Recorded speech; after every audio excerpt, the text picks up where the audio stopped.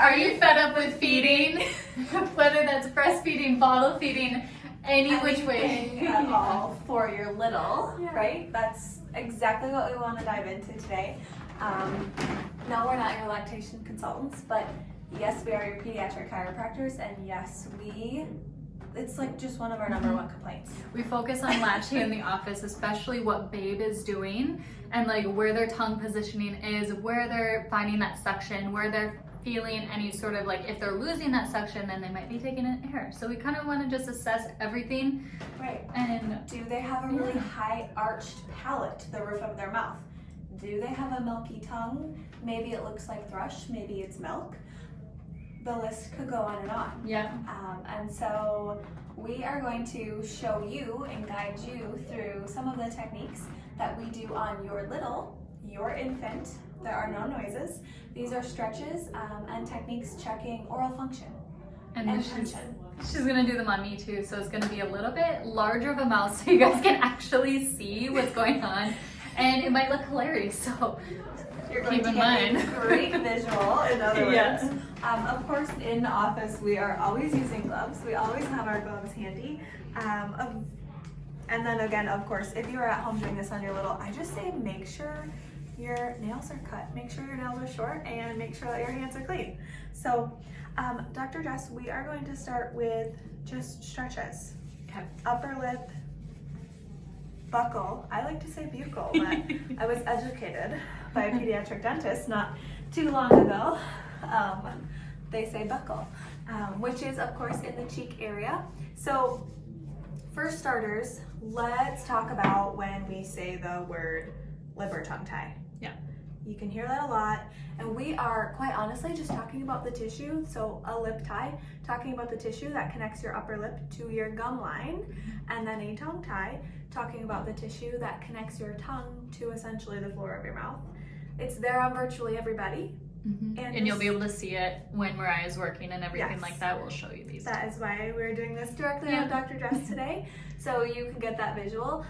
No, this will look different on people, and again, your babe, and or just because it's there doesn't mean that it's a problem. So this is not to make you sweat by any means, but let's start off. And most importantly too, like a muscle, like any sort of muscle, like when you stretch your hamstring out because they're tight, this can be stretched too. And so just keep that in mind. So yeah. That is exactly where we start and why we are showing you this today. So of course, I'm always primarily using my index finger. If it's a really tiny babe, then maybe my pinky. But I just want to show you her lip tie, her lip frenulum. I want to stretch that upper lip right to the nose, and you can see that tissue right there in the middle. Beautiful. I'm going to relax. Now, let's say that babe's upper lip doesn't touch their nose, because this is really easy for Dr. Jess. We want to see that there's no struggle there, that it doesn't really blanch. She does not have a lot of tension there. Maybe she did when she was little. Things change. Dr. Jess can give you a little personal story later. But now I'm coming into the buccal area, upper cheek in between upper lip and gum line. So again, like a little fish hook contact, I'm coming right in between her upper gum line and her upper cheek, and I am just sweeping, pulling that cheek away, helping stretch. Dr. Jess does not have a lot of tension here. I'm going to switch sides, you guys, and just know that you can also feel that band of tissue, that tie, that frenulum in the upper cheek, in the buccal area. Again, me trying not to say buccal. So I'm in between upper gum line and her cheek line, and if I need to, I'm scooting my finger a little further back. I can, because she has an adult mouth. Beautiful work. Now, I will say this side was a little bit tighter than this side, so I need to work on stretching this side more. I was gonna come in here and say, again, I could do both at once, but because she's an adult, maybe you have a toddler you could do this on, but on an infant, probably not going to happen because the mouths are so small. Now we wanna talk a little bit about tongue. So, tongue ties or tension could be a little tricky, but for the most part, what I'm going to show you here is that I want to help Dr. Jess stretch her tongue up and back like this, So I'm going to come in at the side, yes, exactly, and try and push her tongue up and back. So on your little, again, I come in at the side, underneath, and I'm pushing the tongue up and back, up and back, up and back. And you can hold that on a little, again, it's gonna be really tricky. You might only get 1 or 2 seconds, especially if there is such thing as an anterior tie where you see that tissue come right up to the tip of the tongue and it doesn't really allow the tongue to You can move. kind of see it if it looks like a heart. Like if they Yes. have that little indent, that little dimple on the edge of their tongue, it just like caves in, and I call that the heart tongue because it's cute. And that is your anterior tongue tie. Now, another piece of this, I am thinking of going right into our chin stretch, and then we can talk about the tongue moving, lateralization, etc. So I asked earlier, does babe have a really high arched palate? And I'm always pointing to this rainbow here, and or saying that we want the palate to be a little more within normal limits, a little more broad per se, because the tongue should rest at the roof of the mouth, okay? That is normal resting tongue posture, and one way to assess this on your little, I'm gonna ditch this glove because I think I can. We have more if we need. One way to assess this, I should say one way to assess if the tongue is resting there is to take your finger, apply a little pressure under babe's chin, 1, 2, 3. That reflexively pushes the tongue to the roof of the mouth, and then chin stretch, and the tongue should be resting at the roof of the mouth. A great demonstration. I just thought it was It's awesome. really hard to do when you're an adult because Right, that when you're like thinking about sucking motion is gone when you're an adult, and so like it's super hard to like demonstrate. So that is something we Yeah. call, again, a chin stretch. Do you call it something else, Dr. Jess? No, I just say chin no, stretch. chin stretch is perfect. I want you to especially focus on this if your little is a mouth breather. And Yeah. we could talk about guppy pose, helping babe stretch out the front of the neck with just a little bit of that head or cervical neck extension.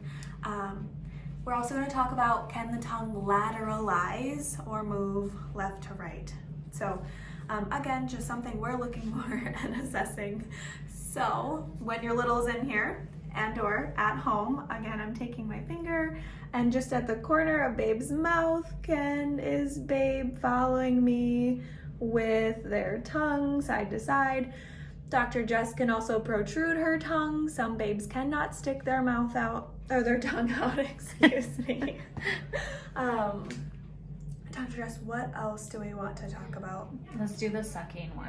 Yes. Like, so when you are breastfeeding or bottle feeding, this is a super common thing that I check in office, or we all check in office, is seeing what the seal is like for the tongue when they're sucking on like our finger. And so we ideally want them to make that seal from lower tongue and upper lip. And so we want their lips to be pursed out like this. That's where that upper lip tension might come in. And we also want that tongue to suction and seal. And so I'll do my best on demonstrating, but again, it's so hard to demonstrate because my tongue is very mobile now because I'm not an infant. So we'll just do our best. So on your infant, I'm usually going in with pad of my finger up towards roof of mouth, and that looks like this. And if your little's tongue is tucked under, then you can curl it out with your finger. Beautiful, beautiful, beautiful. Now something else we can do is called tongue tug of war, or tug of war, to see if I slowly remove the bottle or the pacifier. Try to get your tongue to come out and pull back in. I know, it's challenging. But a tongue tug of war, if I'm slowly removing the bottle, the pacifier, etc., from babe's mouth, is babe strong enough? Does babe have the motor function to pull the bottle or pacifier back in? That's a little tug of war. Yeah. That can be great for helping retrain a suck if babe goes for a revision as well. That's something that maybe we're chatting about. And if babe is suctioned on like nipple or bottle, you can double check their tongue too by doing the chin stretch on them.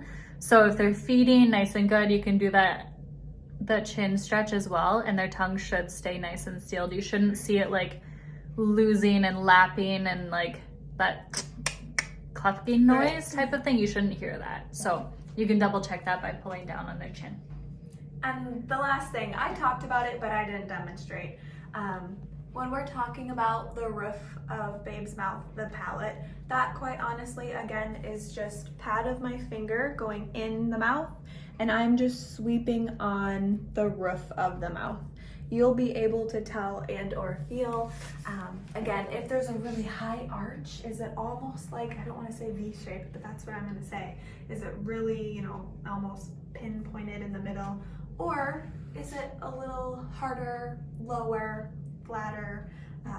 And so that, of course, again, is another technique we discuss when we're talking about all the things oral function, because that's exactly what it comes down to. Yeah, and like, let me just do a quick little thing here. Palate forms sinuses as your babe gets older, as well as there's a whole bunch of hormone production that happens in this area in your brain. And so we just want to make sure that that palate is formed nice and good so that everything else can function as needed. So, And that also happens when the tongue is properly resting at the roof of the mouth. Yeah. So we need that mobility there as well. So let us know what you need.